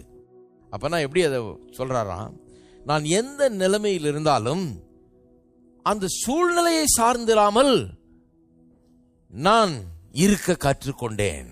அதாவது அந்த சூழ்நிலையை பொறுத்து, கஷ்டமான சூழ்நிலை, அதனால எனக்கு வருத்தமா இருக்குது, எனக்கு கவலையா இருக்குது, எனக்கு கண்ணீரா இருக்குது, அப்படி இருக்க மாட்டேன் நான். அந்த அர்த்தத்தில் தான் சொல்றாரு, I have learned to be independent of circumstances. சூழ்நிலையை சார்ந்திராமல் கர்த்தரை சார்ந்திருக்க கற்றுக்கொண்டேன். சூழ்நிலையை சார்ந்திராமல் கர்த்தருடைய வார்த்தையை சார்ந்திருக்க கற்றுக்கொண்டேன். இருக்கீங்களா? அப்ப சூழ்நிலையை சார்ந்திராம கர்த்தருடைய வார்த்தை எப்படி சார்ந்திருக்கிறது? சூழ்நிலை சார்ந்திருக்கிறதுனா இருக்கிற பிரச்சனையே பேசிட்டு இருக்குது. அதான் சூழ்நிலை சார்ந்து. ஐயோ ஒரே கஷ்டங்க, எங்க ஊர்ல வந்து பாருங்க என்ன கஷ்டம், அதை பேசிட்டு இருக்கிறது. அதான் சூழ்நிலை சார்ந்து இருக்கிறது. ஏன்னா அதான் சூழ்நிலை, அதை சார்ந்துட்டு இருக்கிறீங்க. எப்படி கர்த்தரை சார்ந்து இருக்கிறது? கர்த்தருடைய வாக்குத்தத்தங்களை எடுத்துக்கொண்டு அதையே பேசிட்டு இருக்கிறது. அப்ப அவர் சொல்றாரு, நான் எப்படி மனரம்யமா இருக்க கற்றுக்கொண்டேன்னா நான் சூழ்நிலையை பார்க்கறது இல்லை, கர்த்தருடைய வார்த்தையே பார்க்கிறேன், அதையே கண்ணுக்கு முன்னால வைக்கிறேன், அதையே நான் பேசி கொண்டிருக்கிறேன். சொல்றாரு, தாழ்ந்திருக்கவும் எனக்கு தெரியும், வாழ்ந்திருக்கவும் எனக்கு தெரியும், எல்லாவற்றிலும் திருப்தியாயிருக்கவும் பட்னியாயிருக்கவும் பரிபூர்ணமடையும் குறைவுபடவும் போதிக்கப்பட்டிருக்க. ஒரு பிரச்சனையா சொல்றாரு பாருங்க, பட்னியாயிருக்கிறதுக்கு ஒரு ட்ரைனிங் கொடுக்கணும் எல்லாருக்கும். பெரிய ட்ரைனிங். பிச்சைக்காரனை கேட்டா அவன் சொல்றான் பட்டியா எப்படி பட்னி இருக்கிறதுன்னு. எனக்கு ஆத்திரமா வந்துடுச்சு. பட்னியா இருக்கிறதுக்கு ஒரு ட்ரைனிங் கொடுக்குறாராம். பெரிய ட்ரைனிங். அவன் என்ன ட்ரைனிங் எடுத்தான்? எந்த யூனிவர்சிட்டியில் படிச்சுட்டு வந்தான்? இங்கிலாண்டில் போய் படிச்சுட்டு வந்தான் பட்னியா இருக்கிறது அப்படின்னு. ஹலோ, இருக்கீங்களா? கொஞ்சம் யோசித்து பார்க்கணும் இவங்கெல்லாம் சொல்றத. பட்னியா இருக்க நான் ட்ரைனிங் எடுத்திருக்கிறேன். எத்தனை நாள் வயிற்றுல ஈர துணியை கட்டிக்கிட்டு நாங்கள் பட்னியா இருந்திருக்கோம். அதை விட பெரிய சாம்பியன்லாம் இருக்கிறாங்க நம்ம ஊர்ல. பட்னியா இருந்தே அதுல பெரிய சாதனையாளர்கள்லாம் நம்ம ஊர்ல இருக்கிறாங்க. இதுக்கு ஒன்றும் பெரிய ட்ரைனிங் தேவையில்லை. அப்ப என்ன சொல்றாரு இங்க? அதை வச்சுட்டு நியாயப்படுத்துறது பட்னியா இருக்கிறது. அது பெரிய ஒரு ஆவிக்குரிய இது மாதிரியும் அப்படி சொல்ல. நான் பட்னியா இருக்கிறதுனால பெரிய ஆவிக்குரிய கிறிஸ்தவனாக்கும், எனக்கு பட்னியா இருக்கிறதுனா எப்படின்னு தெரியுமாக்கும், எனக்கு நான் அதெல்லாம் எக்ஸ்பீரியன்ஸ் பண்ணியிருக்கிறேனாக்கும். உனக்கு தெரியுமா? அது நீ எக்ஸ்பீரியன்ஸ் பண்ணிருக்கியா? அப்படியா பேசுறாரு? கிடையாதுங்க. என்ன சொல்றாரு தெரியுமா? தாழ்ந்திருக்கும் தெரியும், வாழ்ந்திருக்கும் தெரியும், எனக்கு தெரியும், எவ்விடத்திலும் எல்லாவற்றிலும் திருப்தியா இருக்கும் பட்னியா இருக்கவும் போதிக்கப்பட்டேன். I was taught என்றாரு. அப்ப எங்கேயாவது கூட்டு போய் பட்னி ட்ரைனிங் கொடுத்துருக்காங்களா அவருக்கு? என்ன போதிக்கப்பட்டாராம் அவர்? எப்படி போதிக்கப்பட்டாராம்? நான் சொல்றேன் என்ன போதிக்கப்பட்டாருன்னு. கஷ்டப்படும் போது எப்படி நடந்து கொள்ள வேண்டும் என்று போதிக்கப்பட்டிருக்கிறார். நல்ல கவனிங்க. அதுக்கு ட்ரைனிங் தேவை. கஷ்டப்பட்ட போது நான் அந்த கஷ்டத்திலே அப்படியே சமாளிச்சு வந்துட்டு 2 நாள் பட்னி இருந்தாலும் பரவாயில்ல சமாளிச்சு, அப்படி போதிக்கப்படல அவரு. 2 நாள் எப்படி பட்னியா இருக்கிறதுன்னு. எதுக்கு எப்படி போதிக்கப்பட்டாராம்? கஷ்டப்பட்டு ரொம்ப வேதனையில் இருக்கிற நேரத்தில் வாயை திறந்து அந்த வேதனையில பேசாம, வாயை திறந்து கரிச்சு கொட்டாம, வாயை திறந்து கத்தரை நம்பி என்ன பிரயோஜனம், கத்தருக்காக வாழ்ந்து என்ன பிரயோஜனம், என்ன கிடைச்சது எனக்கு பாரு, கடைசியில் எப்படி ஆகி போச்சு, இந்த மாதிரி பேச்சுகளெல்லாம் பேசாம, குறைய பேசாம, கம்ப்ளைண்ட் பண்ணாம, முறுமுறுக்காம இருக்க நான் போதிக்கப்பட்டேன். ஹலோ, என்ன அருமையா சொல்றாரு பாருங்க. பட்னியா இருக்க நான் போதிக்கப்பட்டேன். அப்படின்னா பட்னியா இருக்கிறப்பதான் வாயை கரெக்ட் பண்ணணும். பட்னியா இருக்கிறப்ப ஐயோ பட்னிங்கன்னு சொல்லக்கூடாது.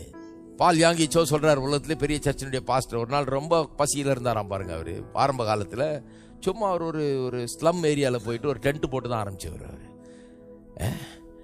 அங்கே காசே இல்லையா அவர்கிட்ட, சாப்பாட்டு காசே இல்லாமல் ஒரு நாள் ரொம்ப பசி எடுக்க ஆரம்பிச்சிச்சு. அவருக்கு தாங்க முடியலையா பசி. என்ன பண்ணாராம், கடகடன்னு நேராக அங்கே இருக்கிற ஒரு மிஷினரி, ஒரு வெள்ளைக்கார மிஷினரி இருந்தாராம் பாருங்க அவங்க ஊரில். அவருக்கு தெரியுமா லேசா, போய் அவர் கதவை தட்டினாராம். சும்மா போய் பார்க்கலாம் அவர் எதாவது தருவார் அப்படிங்கிற ஒரு எதிர்பார்ப்பில் போயிருக்கிறாரு. போய் கதவை தட்டினோடனே சாப்பாட்டு நேரம். அவர் கமான் பால் உள்ளே வாங்கன்னு சொல்லி சாப்பிடுங்க எங்களோட சேர்ந்துன்னு சாப்பிட உட்கார வச்சாராம். இவருக்கா பசி 2-3 நாளாக சாப்பிடல. சொல்கிறார், நிறைய உபவாசம் இருப்பேன், நான் ஆவிக்குரியவனாக இருக்கிறதுனால இல்லை, காசு இல்லாதனால உபவாசம் வந்துட்டுறாரு. போய் டேபிளில் உட்காந்தோன்னா அவர் பசியில் கடகடன் அந்த ஃபோர்க் எடுத்து சாப்பிட்லான்னு ஒன்று ஜாம் பண்ண உடனே கடகடன்னு ஃபோர்க் எடுத்து அந்த கறியை வெட்டி எடுத்து இப்படி வாயில் வச்சாராம் பாருங்க. போய் நாக்கில் குத்திக்கிச்சான். அது சாப்பிடவே முடியலையா. சொல்றாரு, என் அவசரத்தில் போட்டு எடுத்து உள்ள போட்ட அது நாக்கே குத்தி போய் ரத்தம் வந்துருச்சு. அதுக்கப்புறம் சாப்பாடை வாயில வைக்க முடியல, வலி எடுக்க ஆரம்பிச்சிடுறாரு. பாவம். சொல்றாரு, அப்புறம் தான் நான் கற்றுக்கொண்டேன், பசியா இருக்கும்போது எப்படி நான் பேச வேண்டும், என்ன பேச வேணும், என்ன விசுவாசிக்க வேணும், என் வாயிலிருந்து என்ன சொல்ல வேணும். பசியை பற்றி அங்கலாய்ப்பு இருக்கக்கூடாது, அதை பற்றி பேசிட்டு இருக்கக்கூடாது, இல்லைன்னு பேசிட்டு இருக்கக்கூடாது, அதை தேடும் இதை தேடும், இந்த மனுஷன்ட்டு போவோம் அந்த மனுஷன்ட்டு போவோம், அதை பேசிட்டு இருக்கக்கூடாது, அதை நினைச்சிட்டு இருக்கக்கூடாது.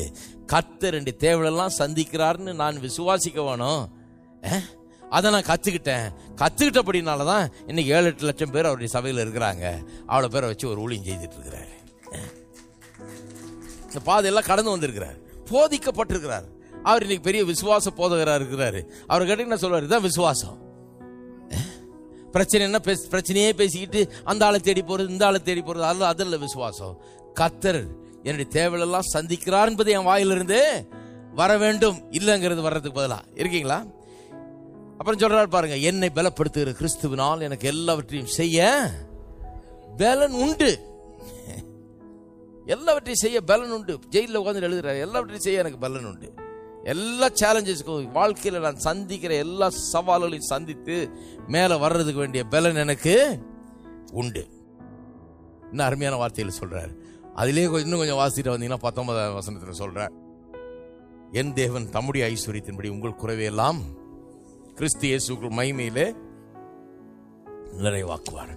அப்ப இன்னைக்கு போதிக்கப்படுறோம். என்னத்துக்கு போதிக்கப்படுறோம்? நம்ம எப்படி இருக்கிறதுக்கு போதிக்கப்படுறோம்?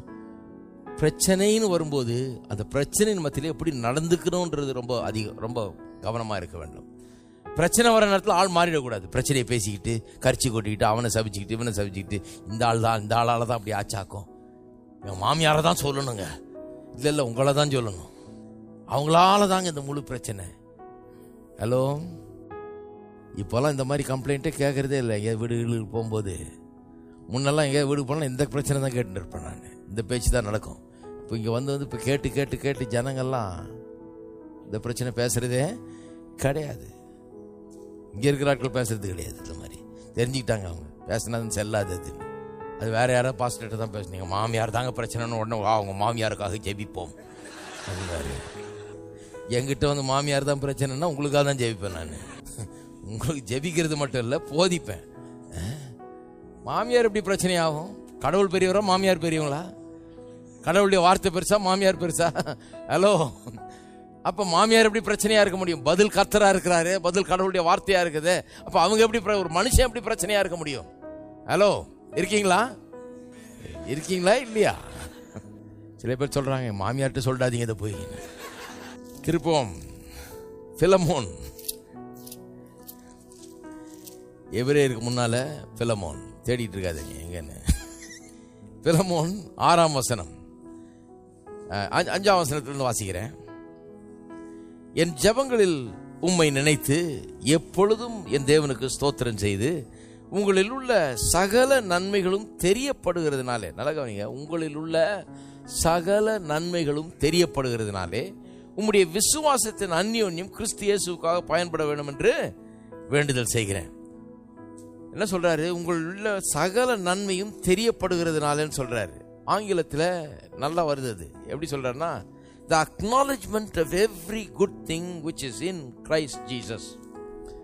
அதாவது கிறிஸ்து இயேசுவின் மூலமாக உங்களுக்கு உண்டாயிருக்கிற எல்லா காரியமும் வெளியிலே தெரியப்படுவது. அதாவது என்ன சொல்றாரு, நீங்க மற்றவர்களோடு சுவிசேஷத்தை பகிர்ந்து கொள்ளும் போது இதனுடைய அர்த்தம் சொல்றேன். கொஞ்சம் வசனம் கொஞ்சம் காம்ப்ளிகேட்டட் வசனமா இருக்குது, பழைய பாஷையில சொல்லி இருக்குது. இது அர்த்தம் சொல்றேன். மற்றவர்களோடு நீங்க சுவிசேஷத்தை பகிர்ந்து கொள்ளும் போது உங்களில் உள்ள சகல நன்மைகள், அதாவது நீங்க கிறிஸ்து இயேசுவின் மூலமாய் பெற்ற சகல நன்மைகளும் தெரியப்படுகிறதுனாலே அப்பதான் அது எஃபெக்டிவா இருக்குது அந்த கம்யூனிகேஷன்றாரு. கிறிஸ்துவை பற்றி நீங்க மற்றவங்களுக்கு சொல்லும் போது உங்க பிரச்சனையெல்லாம் சொல்லிட்டு வாங்க, போய் ரட்சிக்கப்படாத ஆள்கிட்ட போய் எங்க வீட்டில் எவ்வளவு பிரச்சனை தெரியுமா அவங்க நினைப்பாங்க, என்னையா கிறிஸ்தவன் நம்மளோட பெரிய தொல்லையில் இருப்பான், ஜபம் பண்ண சொல்லலாம்னு நினைச்சா இந்த ஆள் பிரச்சனை பெரிய பிரச்சனையா இருக்குது அப்படின்னு யோசிச்சுப்பா. ஒரு ஆள் அப்படிதான் ஜப கூட்டத்துக்கு போனாராம், போயிட்டு அவர் எந்திரிச்சு வந்துட்டாராம். ஏன்னா அங்க இருக்கிற பிரச்சனை கேட்கும் நம்மளே எவ்வளவு தேவலாம் போல இருக்குது அப்படின்ட்டு எஞ்சி வந்துட்டாராம். அவர் என்ன சொல்றாரு, உன்னுடைய விசுவாசத்தை கம்யூனிகேட் பண்ணுமா, கர்த்தரை பற்றி நீ மற்றவர்களுக்கு சொல்லணுமா, கிறிஸ்து இயேசுவின் மூலமாய் உனக்கு உண்டாயிருக்கிற சகல நன்மைகளை குறித்தும் நீ தெரியப்படுத்து. அது தெரியப்படுத்துகிறதுனால தான் அது எஃபெக்டிவ் கம்யூனிகேஷனா இருக்கிறது. தெரியப்படுத்துறது எப்படி தெரியப்படுத்துறது, அதை அறிக்கை செய், அதை பற்றி பேசு, அதை பற்றி கர்த்தர் மூலமாக இயேசுவின் மூலமாக உனக்கு என்ன உண்டாயிருக்கிறது என்பதை குறித்து நன்றாக பேசு என்று சொல்லுகிறார். அப்ப நம்ம பிரச்சனையை இல்லைன்னு மறுக்கிறது இல்லை, அல்லது அதை மறக்க பார்க்கறது இல்லை, அதெல்லாம் ஒன்றும் கிடையாது. இருக்கிற பிரச்சனை இல்லைன்னு போய் சொல்றது கிடையாது, அந்த மாதிரிலாம் கிடையாது. நாம என்ன பண்றோம், பிரச்சனை இருக்குதுன்னு தெரியும், அது ரியல்னு தெரியும், ரியல் பிரச்சனை தான் அது, ரியல் இல்லை அப்படின்லாம் நம்ம சொல்றது இல்லை. ரியல் பிரச்சனை தெரியும், அந்த ரியல் பிரச்சனைக்கு ரியல் பதில் இருக்குதுங்க, அது ரொம்ப முக்கியம். ஹலோ, பிரச்சனை மட்டும் ரியல், பிரச்சனை மட்டும் ரியல்னு பேசிட்டு இருக்க கூடாது, அதை விட வெரி ரியல், அதை விட இன்னும் ரொம்ப உறுதியான பதில்கள் வேத வசனத்துல இருக்கிறது. பிரச்சனை ரியல் தான், நான் இல்லைன்னு சொல்லல, ஆனால் அதை விட உறுதியான தேவனுடைய வார்த்தை இருக்கிறதுனால நாங்க பிரச்சனையை பேசுறது இல்லை. அது எவ்வளவு ரியலா இருந்தாலும் அதை விட உறுதியா வசனம் இருக்கிறதுனால அதை பேசுகிறோம். இருக்கீங்களா? அதை பேசுங்க. அதை பேச பேச உங்களுடைய விசுவாசத்தை நீங்க என்ன பண்ணுகிறீர்களா, கம்யூனிகேட் பண்ணுகிறீர்கள். அதை அது தெரியப்படுகிறதுனால அது நல்ல வேலை செய்ய ஆரம்பிக்கிறது.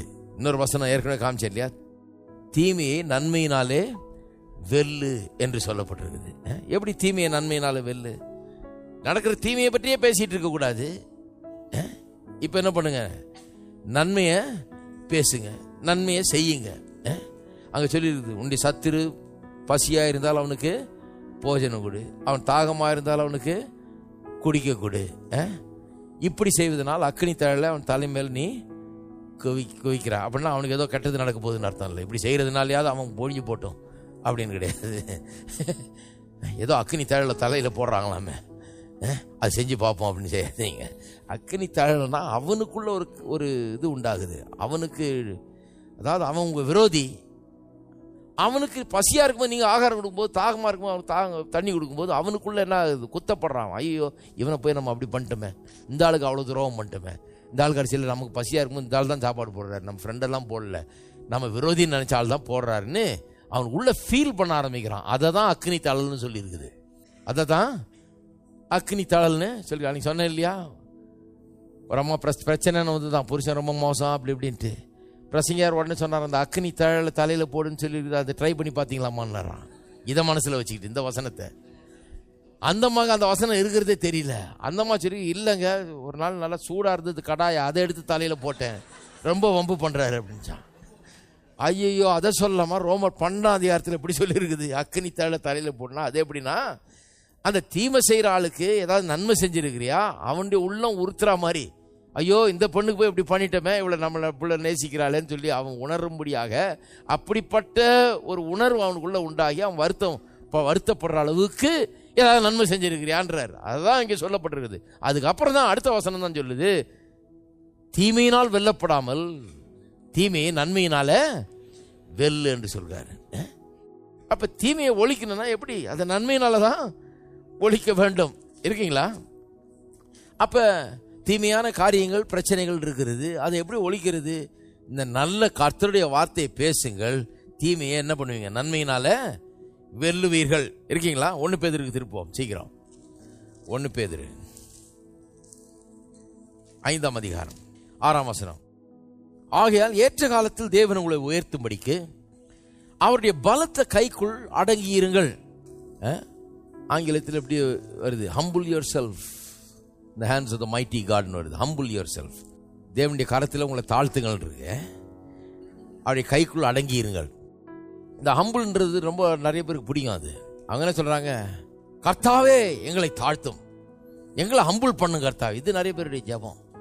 எங்களை எப்படியாவது ஹம்பிள் பண்ணும். அவர் அவங்கள ஹம்பிள் பண்றாரு, அவர் உங்களை உயர்த்துறதுக்கு இருக்கிறாருங்க. நல்லா வாசித்து பாருங்க வசனத்தை. ஹலோ, அவர் என்ன சொல்றாரு, நீ ஒன்ன ஹம்பிள் பண்ணிக்க, நீ ஒன்ன தாழ்த்திக்க, நான் ஒன்ன தாழ்த்த போறது இல்லை. நிறைய பேர் ஆப்போசிட்டா ஜெபம் பண்றது, கர்த்தாவே என்னை தாழ்த்தும், நான் ஒன்றும் கிடையாது, என்ன தாழ்த்தும். அவர் உங்களை தாழ்த்துற வேலையில இல்லை, உங்களை உயர்த்துற வேலையில இருக்கிறாரு. நீங்க என்ன பண்ணுங்க, உங்களை தாழ்த்துங்க. தாழ்த்துறதுன்னா எப்படி தாழ்த்துறீங்க? கர்த்தருடைய வார்த்தைக்கு கட்டுப்படுங்கள், அப்படிதான் உங்களை தாழ்த்த முடியும் இல்லையா? அவர் சொல்றத ஆமோதியுங்கள், அவர் சொல்லுகிறத நீங்க சொல்லுங்க, அதுதான் உங்களுக்கு. அவர் அவருடைய தழும்புகளால் நாம் குணமானோன்னு வசனம் சொல்லுது. நீங்க சுகமே ஆக மாட்டேதுங்க அப்படின்னீங்கன்னா என்ன அர்த்தங்க? தாழ்த்துறதுன்னா தாழ்த்துறது இல்லை. தாழ்த்துறதுன்னா சும்மா அப்படி கூன் போட்டு கும்பிடு போடுறது இல்லை. தாழ்த்துறதுன்னா அதெல்லாம் இங்கே ஆஃபீஸில் இப்போ நடக்கிறது. அது ஏமாந்த ஆளுகளுக்கு முன்னால் பண்ணுறது, ஆளை பார்த்தோன்னு சலாம் போடுறது, தாழ்த்துறது மாதிரி. கத்தர்கிட்ட அதெல்லாம் நடக்காது. ரியல் அவர்கிட்ட தாழ்த்துறதுன்னா எப்படின்னா, நான் ஒன்று சொல்லியிருக்கேன், நீ அதை சொல்லு. நீ வேற ஏதாவது சொல்லணுன்னா நீ மேட்டிமை பிடிச்சவன்னு அர்த்தம். நான் சொல்லியிருக்கிறேன், உன்னுடைய தேவைகளெல்லாம் என் மைமையின் ஐஸ்வர்யத்தின்படி நான் சந்திப்பேன்னு. நீ அதை நம்புறியா? இல்லைங்க, தேவைங்க, ஒரே இதுங்க, கஷ்டங்க, இத்தனை வருஷமா கஷ்டங்க, அது போகவே மாட்டேதுங்க. அப்போ நீ சொல்லிட்டே கிடையாது, நீ தாழ்த்துற ஆள் கிடையாது, நீ பெருமை பிடிச்ச ஆள். என் வசனத்தை எடுத்து பேசுறதே கிடையாது, உன் பிரச்சனையே தான் நீ பேசிட்டு இருக்கிற. நீ சொல்றதான் ரைட்டுன்னு நிற்கிற, நான் சொல்றது ரைட்டுன்றதை எண்ணி பார்க்க மாட்டேங்கிறேன். இருக்கீங்களா? கத்தர்கிட்ட ரியலா தாழ்த்தணும். எப்படி தாழ்த்தணும்னா, அவருடைய வார்த்தைக்கு நம்ம கட்டுப்படணும். கர்த்தாவே நீர் எப்படி சொல்லி இருக்கிறீர, அப்ப என்னுடைய எண்ணத்தை நான் தூக்கி எறிகிறேன். என் எண்ணம் தப்பு, உம்முடைய எண்ணம் தான் கரெக்ட், உம்முடைய வார்த்தை தான் கரெக்ட், உம்முடைய வார்த்தையின்படியே எனக்கு ஆகட்டும் கர்த்தாவே, உம்முடைய வார்த்தையை நான் விசுவாசிக்கிறேன். நீர் என்ன சொன்னீரோ அதே சொல்றேன். இன்னும் சரியா ஃபீல் பண்ண மாட்டேங்குது, இருந்தா கூட நான் அதே சொல்றேன். ஏன்னு சொன்னா நீர் சொல்லி இருக்கிறீரு, நீர் சொன்ன பிறகு நான் என்ன வேற சொல்றது? கோர்ட்ல ஒன்று சொல்லிட்டா பாருங்க, மற்றவங்களாம் பயப்படுவாங்க சொல்றதுக்கு. எதுவும் அதை பற்றி காமெண்ட் கொடுக்கறதுக்கு கவனிச்சிருக்கீங்களா? கேஸ் அங்க இருக்குது, அதனால பேச விரும்பலன்பாங்க. ஏன்? பேசி ஈசி வம்புல அங்க நீதிபதி கோவம் வந்துடும். இங்கே நீ இஷ்டத்துக்கு பேசிட்டு இருக்கிறியா அப்படின்னு நான் இங்கே எப்படி சொல்லியிருக்கேன் இல்லையா? ஏன்னு சொன்னா அதில் ஒரு பெரிய ஒரு நியாயம் இருக்குது பாருங்க. அவர் அவ்வளோ பெரிய நீதிபதியாக உட்காந்து விசாரிச்சுட்டு இருக்கிறார். அப்போ நம்ம எதையா ஒன்று வாயில் வந்ததை பேசிட்டு இருக்கக்கூடாது. அதுவும் நீதி வழங்கிவிட்ட பிறகு, தீர்ப்பு வழங்கிவிட்ட பிறகு அதை கிரிட்டிசைஸ் பண்ணுறது, அதை பேச மாட்டாங்க சாதாரணமாக. ஏன்னா சொல்லியாச்சு, ஃபைனல் அவ்வளோதான், முடிஞ்சு போச்சு. அதுக்கு மரியாதை கொடுக்கணும் இல்லையா? அப்போ உலகத்தில் இருக்கிற ஒரு நீதிபதிக்கு அவ்வளோ பெரிய மரியாதை கொடுக்கணும். நான் சொல்கிறேன், கர்த்தாதி கர்த்தன் தேவாதி தேவன் அவர் சொல்லிட்டாரு, மறு பேச்சு பேசக்கூடாது. அவர் பேசின பிறகு அப்புறம் நீங்க வேற ஏதாவது பேசிட்டு இருந்தீங்கன்னா ரொம்ப பெருமை பிடிச்ச ஆளுன்னு அர்த்தம் இல்லையா? அவர் என்ன சொல்லியிருக்காரு அதுதான் நாம பேச வேண்டும் இல்லையா? அடுத்தது பாருங்க, அவர் உங்களை விசாரிக்கிறவரானபடியால் உங்கள் கவலைகளை எல்லாம் அவர் மேல். மறுபடியும் அதுக்கே தான் வர்றோம். கவலை எப்படி வந்தது? பேசி பேசிதான் கவலை. அவர் மேல எப்படி வைக்கிறது? ஹலோ, இப்ப சொல்றேன் பாருங்க, மறுபடியும் ஒரு திங்க் பண்ணுவோம். பேசி பேசிதான் கவலை. கவலை உங்க மேல எப்படி வந்ததுங்க? முதல்ல கவலை இல்லாம இருந்தது, இப்ப எப்படி உங்க மேல அது வந்தது? பேசி பேசிதான் உங்க மேல பாரம் ஆயிடுச்சு. நேத்து பாரம் இல்லாம இருந்தீங்க, இன்னைக்குள்ள எப்படி பாரம் ஆச்சு? நிறைய நேத்துல இருந்து பேசிட்டே இருக்கிறீங்களே. நைட்டு 12 மணிக்கு படுக்கிற வரைக்கும் பேசினீங்க, அப்புறம் காலையில எழுந்திரிச்சு அதான் பேசிட்டு இருந்தீங்க. இப்போ அப்படியே அழுத்துது பாரம் இல்லையா? இப்போ இந்த பாரத்தை இறக்கி அவர் மேல எப்படி வைக்கிறது? திருப்பியும் வாயை திறந்து வார்த்தையை பேச வேண்டும், அவருடைய வாக்கு தத்துவத்தை பேச வேணும். அவருடைய வாக்கு தத்துவத்தை பேசும்போது என்ன வருது? சந்தோஷம் வருது. எல்லா புத்திக்கும் மேலான தேவ சமாதானம் நம்மளுக்கு வந்தது. நம்முடைய பாரம் எல்லாம் எங்க போயிடுது? அவர் மேல போயிடுது. பேசுனதுனாலதான் பாரத்தை தூக்கி தலையில போட்டுக்கிட்டீங்க. இப்போ அறிக்கை செய்யறதுனாலதான், அதே பேசுறதுனாலதான் என்ன பண்றீங்க? பாரத்தை இறக்கி வைக்கிறீர்கள். அவர் உங்களை விசாரிக்கிறவரா இருக்கிற. அப்படியா? நான் சொல்றேன், உங்களை விசாரிக்கிற ஒரு கடவுள் உண்டு. இங்க பார்த்து கொண்டிருக்கிறவர்களுக்கு, உலகெங்கிலும் இருந்து பார்த்து கொண்டிருக்கிறவர்களுக்கு சொல்லுகிறேன், நீங்க எங்க இருந்தாலும் சரி, கர்த்தர் உங்களோடு கூட இருக்கிறார். அவர் உங்களை விசாரிக்கிறவராய் இருக்கிறார். அவர் உங்களுக்கு நல்லவராய் இருக்கிறார். அந்த தேவன் உங்களுடைய எல்லா காரியங்களையும் விசாரிக்கிறவர். அவர் மீது உங்கள் பாரத்தை வைத்து விடுங்கள். எப்படி வைக்கிறது பாரத்தை? அவர் என்ன சொல்லியிருக்காருன்னு கவனிங்க. அதை எடுத்து வாயில வச்சு அதை சொல்ல ஆரம்பியுங்கள். இருக்கீங்களா? அதே பேசுங்கள். கவலைகள் எல்லாம் அவர் மேல் வைத்து விடுங்கள். சரி, இன்னும் ஒரே ஒரு வசனம், மார்க் 11ஆம் அதிகாரம். கடைசியா நம்ம எங்க ஆரம்பிச்சோமோ அங்கேயே வந்துருவோம். மார்க் 11:23. எவனாகிலும் இந்த மலையை பார்த்து நீ பெயர்ந்து சமுத்திரத்தில் தள்ளுண்டு என்று சொல்லி தன் சொன்னபடியே நடக்கும் என்று தன் இருதயத்தில் சந்தேகப்படாமல் விசுவாசித்தால் அவன் சொன்னபடியே ஆகும். அதான் பிரின்சிபல். என்ன பிரின்சிபல்? விசுவாசத்தை நடப்பித்து காண்பித்தார். இப்ப அந்த பிரின்சிபலை ஸ்டேட் பண்றாரு, சொல்றாரு. இதான் பிரின்சிபல். செஞ்சு காமிச்சாரு, இப்ப சொல்றாரு. கெமிஸ்ட்ரி லேப்ல கொண்டு போய் டெமோ கொடுக்குறாங்க இல்லையா? அப்புறம் அந்த இதை வாசிக்கிறீங்க, ஃபார்முலாவை என்ன பண்றீங்க? வாசிக்கிறீங்க, ஸ்டேட் பண்றாரு. இப்ப அடுத்தது பாருங்க. ஆதலால் நீங்கள் ஜெபம் பண்ணும்போது எவைகளை கேட்டுக்கொள்வீர்களோ அவைகளை பெற்றுக்கொள்வோம் என்று விசுவாசிகள், அப்பொழுது அவைகள் உங்களுக்கு உண்டாகும் என்று சொல்லுகிறேன். அப்ப என்ன சொல்றாரு? இந்த பிரின்சிபலை யூஸ் பண்ணுங்கன்றாரு. எப்படி யூஸ் பண்ணுங்க? ஜெபத்தில் கூட இந்த பிரின்சிபலை யூஸ் பண்ணலாம். எவைகளை கேட்டுக்கொள்வீர்களோ, ஜெபம் பண்ணும்போது கம்ப்ளைண்ட் பண்ணாதீங்க. எவைகளை கேட்டுக்கொள்வீர்களோ. ஜெபம் என்ன? எவைகளை நீங்கள் கேட்டுக்கொள்றீங்க, அதான் ஜெபம். ஆண்டவரே என் புருஷனை பாரு, ஆண்டவரே ரொம்ப மோசம் ஆண்டவரே, இதான் கேட்டுக்கொள்றீங்களா? கேட்டா அப்புறம் அது கிடைச்சிரும். ஏற்கனவே கிடைச்சிருக்குது, அப்புறம் அது நிலைச்சிரும். எதை கேட்டு ஜெபம் பண்ணும்போது நீங்கள் எவைகளை கேட்டுக்கொள்வீர்களோ, எதை கேட்குறீங்க? காசே இல்லை ஆண்டவரே, அதையா கேட்குறீங்க? எதை கேட்குறீங்க சார்? ஆண்டவரே கழுத்திலேருந்து கீழே வரைக்கும் வலி ஆண்டவரே, அதையா கேட்குறீங்க? எதை கேட்குறீங்க? கேட்டுக்கொள்ளுகிறது எதுவோ.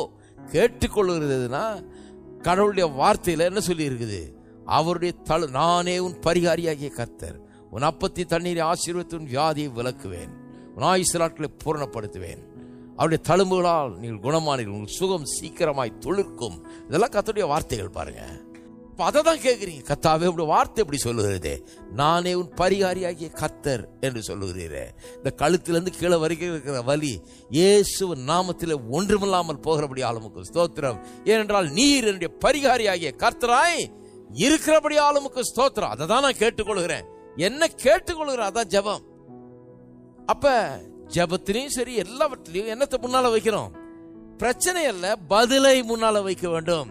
அப்ப என்னுடைய விசுவாச அறிக்கை பதிலை எனக்கு முன்பாக வைக்க எனக்கு உதவுகிறது.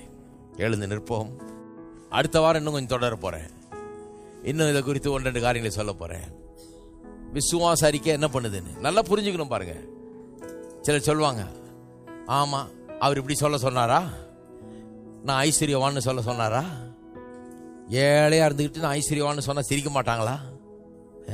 இதெல்லாம் உலகத்து பேச்சு பாருங்க. அவங்களுக்கு விளங்கல. கர்த்தர் சொல்லியிருக்காருன்னு, கர்த்தர் சொன்னதை சொல்றேன். ஏழை ஏழைன்னு சொல்லிட்டு இருக்கிறதுக்கு பெரிய இது வேண்டியதில்லை, அறிவு வேண்டியதில்லை. கர்த்தர் என்ன சொல்லி இருக்கிறாருன்னு சொல்லி அதை எடுத்து சொல்றது தான் பெரிய ஞானமும் அறிவும் தேவைப்படுகிறது. எல்லாரும் கரங்களை உயர்த்துவோம், நாம் சொல்லுவோம். நான் கிறிஸ்துவுக்குள் நீதிமானாயிருக்கிறேன், நான் கிறிஸ்துவின் மூலமாக ஐஸ்வர்யவானாயிருக்கிறேன், நான் அவருக்குள் சுகத்தையும் ஆரோக்கியத்தையும் பெற்றிருக்கிறேன். வளமான வாழ்க்கை என்னுடையது, வெற்றி என்னுடையது, ஜெயம் என்னுடையது, எல்லா நன்மைகளும் என்னுடையதா இருக்கிறது. கிறிஸ்து இயேசுவின் மூலமாக எல்லாம் என்னுடையது. ஹல்லேலூயா.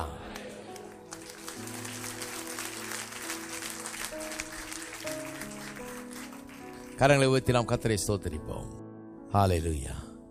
எங்கள் அன்பின் பிதாவை உம்மை துதிக்கிறோம், ஸ்தோத்திரிக்கிறோம். இந்த காலை வேளையிலே அற்புதமாக எங்களோடு நீர் பேசினபடி ஆளுமுக்கு ஸ்தோத்திரம். ஒவ்வொரு வாழ்க்கையும் நீர் கட்டி எழுப்பி கொண்டிருக்கிறபடி ஆளுமுக்கு ஸ்தோத்திரம். தேவனை அறிகிற அறிவு இந்த இடத்துல பெருகி கொண்டிருக்கிறபடி ஆளுமுக்கு ஸ்தோத்திரம். கர்த்தாவே, சத்தியத்தை அறிவீர்கள், சத்தியம் உங்களை விடுதலையாக்கும் என்று எழுதியிருக்கிறது. அப்பேற்பட்ட விடுதலை, சுகம், ஆரோக்கியம், பலன், வாழ்வு, சமாதானம், நிம்மதி எல்லாருக்கும் இன்றைக்கு உண்டாகி கொண்டிருக்கிறபடி ஆளுமுக்கு ஸ்தோத்திரம். கர்த்தாவே, இந்த வார்த்தைகளை கேட்டவர்களுக்கு அது உண்டாகி கொண்டிருக்கிறபடி ஆளுமுக்கு ஸ்தோத்திரம். ஸ்தோத்திரம் கர்த்தாவே. தீமையை நன்மையினாலே வெல்லு என்று சொல்லி இருக்கிறபடி உடைய வார்த்தையாகிய நன்மை உடைய வாழ்க்கையில் இருக்கிற எல்லா தீமையும் வெல்லக்கூடியதா இருக்கிறபடி ஆளுமுக்கு ஸ்தோத்திரம். அதை மேற்கொள்ளக்கூடியதா இருக்கிறபடி ஆளுமுக்கு ஸ்தோத்திரம். தேவ சமாதானம் ஒவ்வொருவரையும் ஆட்கொள்ளட்டும், ஒவ்வொருடைய வாழ்க்கையில் நிறைந்திருக்கட்டும், தங்கட்டும். எல்லாருடைய பிரச்சனைகளுக்கு பதிலாக உடைய வார்த்தை இருக்கிறபடி ஆளுமுக்கு ஸ்தோத்திரம். அதை முன்வைக்கிறோம், அதுவே எங்களுக்கு வாய்க்கிறபடி ஆளுமுக்கு ஸ்தோத்திரம். உடைய வார்த்தை எங்களுடைய வாழ்க்கையில வாய்க்கிறபடி ஆளுமுக்கு ஸ்தோத்திரம். சுகமும் விடுதலையும் சமாதானம் வாய்க்கிறபடி ஆளுமுக்கு ஸ்தோத்திரம். இயேசுவின் நாமத்திலே ஜெபிக்கிறோம், ஆமென். நம்முடைய கர்த்தராகிய இயேசு கிறிஸ்துவின் கிருபையும் பிதாவாகிய தேவனுடைய அன்பும் பரிசுத்த ஆவியானவருடைய ஐக்கியம் நம் அனைவரோடும் இன்றைக்கும் என்றைக்கும் இருப்பதாக. ஆமென்.